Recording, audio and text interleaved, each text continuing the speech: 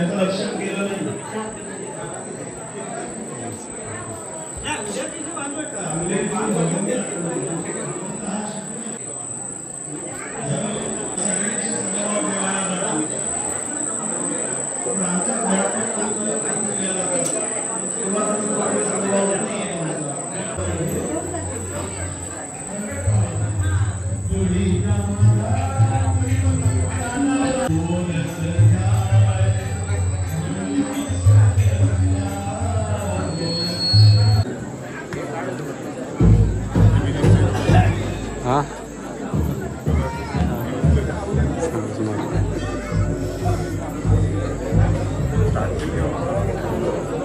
शंकर अंजनेश्वर बारा गावचा बारापूर आल्याचा थोड श्रीदेवी भराडणी बारा गावची माता उपस्थित बारा गावची कोट मंडळी देवस्थानचे सेवेकरी मानकरी लिंगायत पुजारी कोट मंडळी आजचा उत्सवाचा चौथा दिवस पहिले 3-4 दिवस तुमचं स्वागत करण्याचं राहून गेलं त्यामुळे स्वागताचे 2 शब्द आज चौथ्या दिवशी का असेना ते तुमच्यापर्यंत पोहोचवण्याचा प्रयत्न करतो आपण सगळे या उत्सवामध्ये वेळेवर मुंबईपासून पुण्यापासून इथपर्यंत इथे हजर राहता आणि हा उत्सव अधिकाधिक उल्पवान दैदिप्यमान आणि चांगला संपन्न करण्याचा प्रयत्न करता त्यामुळे तुम्हा सगळ्यांचे मी देवस्थानच्या वतीने स्वागत करतो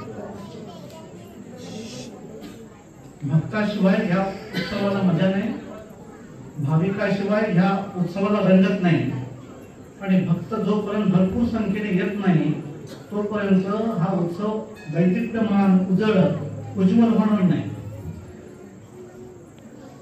त्यामुळे तुम्हा सगळ्या भाविक भक्तांचं स्वागत असो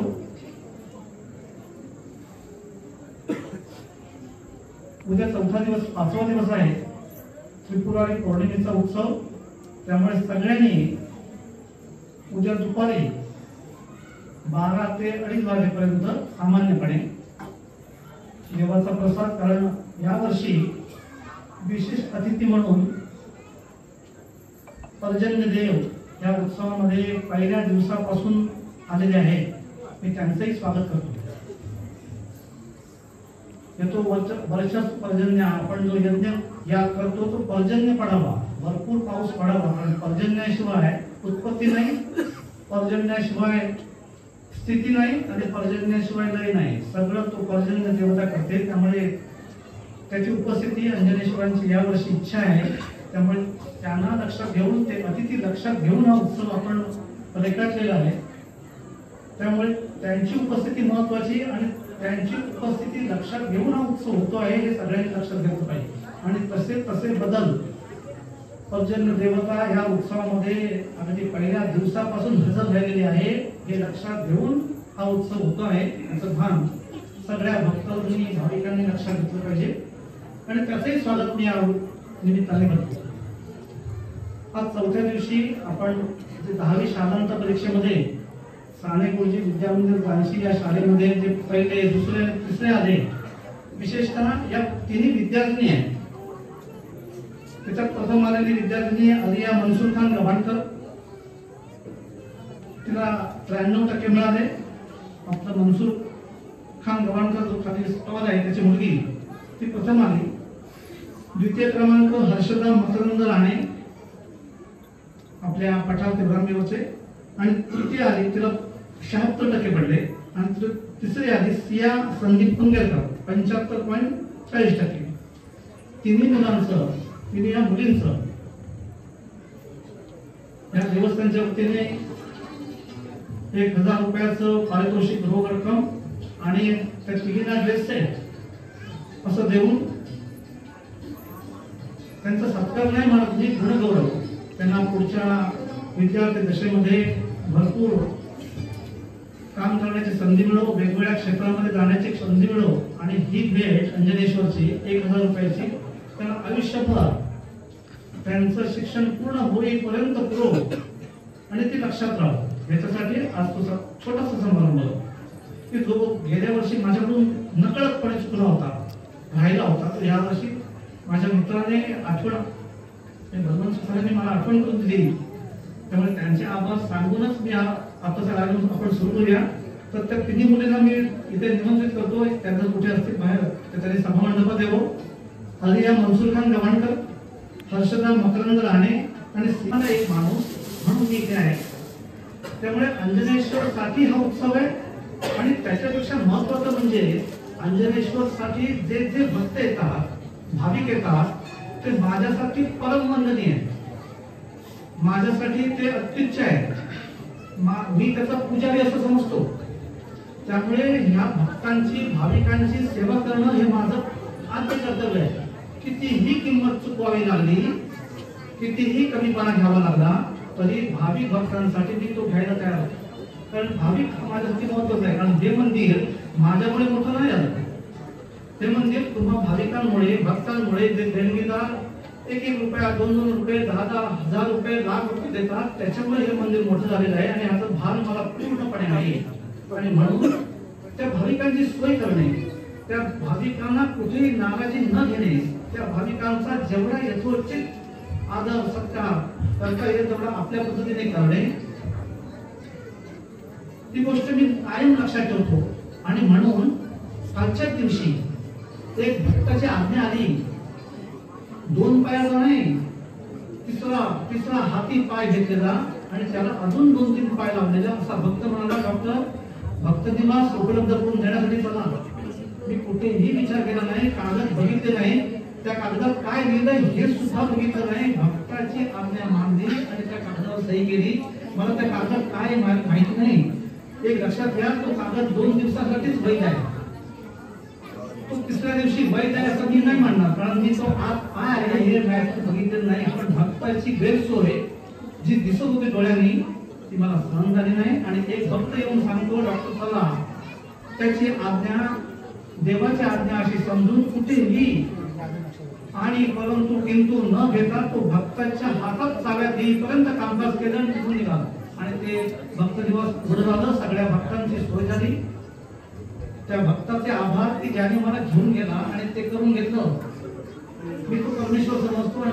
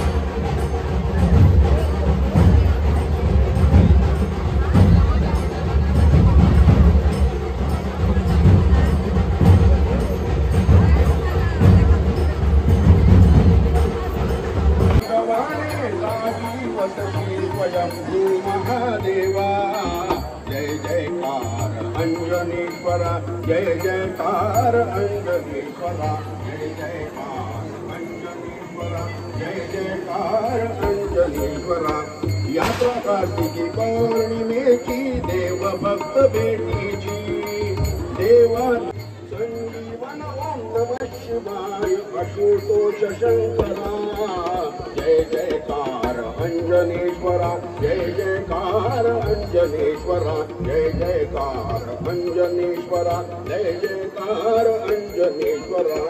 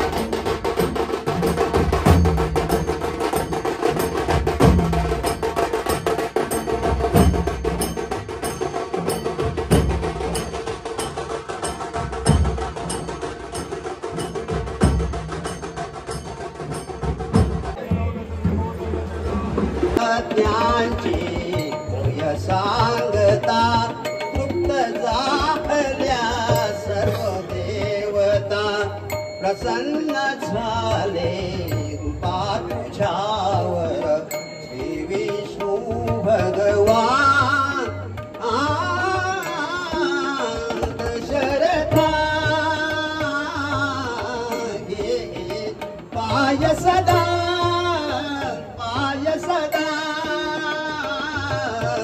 दशरथा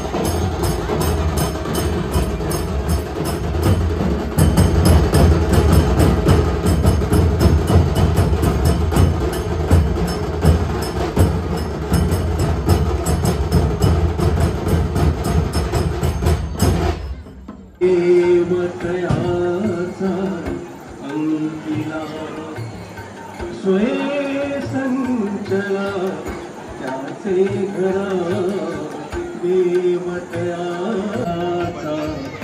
अंकिला देवतयाचा अंकिला स्वये संचला त्याचे घरा स्वये संचला परेषु परेषु परमात्मा परेषु